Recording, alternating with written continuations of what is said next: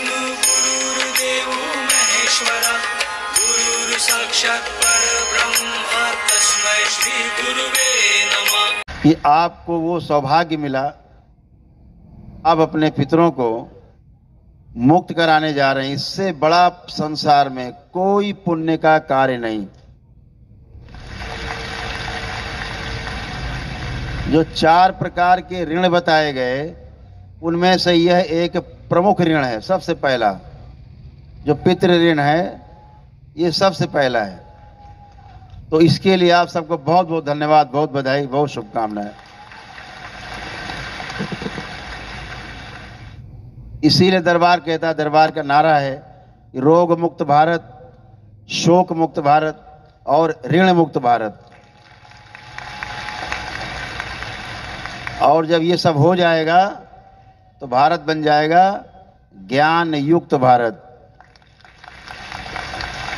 इसके बगैर होता नहीं। पितृ हैं तो समस्या है, उनकी स्मृतियां हैं तो और बड़ी समस्या है।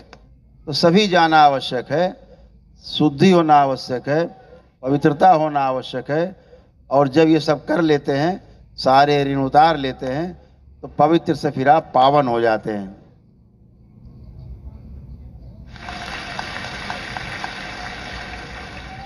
पवित्र में और पावन में फर्क समझना आवश्यक है।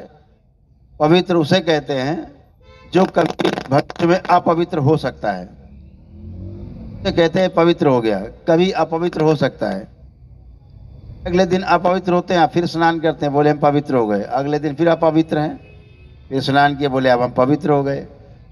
फिर अगला दिन आया, फिर बोले अपवित्र, फिर स्नान करेंगे, फिर पवित्र। तो पवित्र व्यक्ति जो है वो अपवित्र हो सकता है, लेकिन पावन शब्द का अर्थ है जो पावन हो गया अब वो कभी अपवित्र नहीं होगा।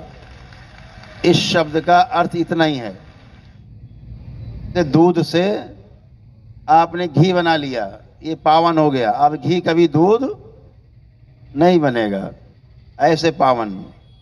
तो आप सभी जब इन ऋणों से मुक्त होंगे तो आप और आपका जीवन भी पावन होगा, आपका शरीर भी पावन होगा।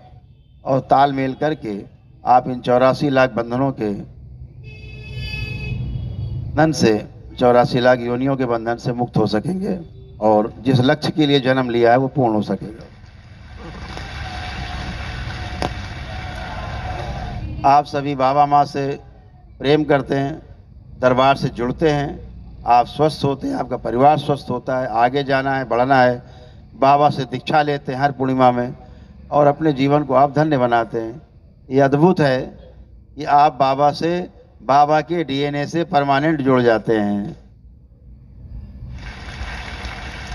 और इनमें बहुत बड़ी संख्या बाबा के जो भक्त हैं वो शिष्य में परिवर्तित हो जाती है उनके।